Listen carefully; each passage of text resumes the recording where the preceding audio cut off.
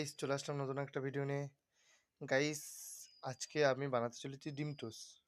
চলো তোমাদের দেখাচ্ছি। গাইস, আমার সব কিছু রেডি হয়ে গেছে। পেঁয়াজ আর লঙ্কা কেটে নিয়েছি, ডিম আর রুটি। ফার্স্টে গাইস রুটিটা হালকা ভেজে নেবো। রুটিটা যদি হালকা ভেজে নিই তাহলে জিনিসটা ভালো লাগবে খেতে। তাই জন্য রুটিটা হালকা ভেজে নেবো। গাইস, রুটিটা এরকম লাল লাল করে ভেজে নেওয়া হয়ে গেছে। গ্যাসটা একটু কম করে দিলাম, রেখে দিলাম এবার সাইডে। গ্যাস কড়াইটা একটু মুছে নিলাম।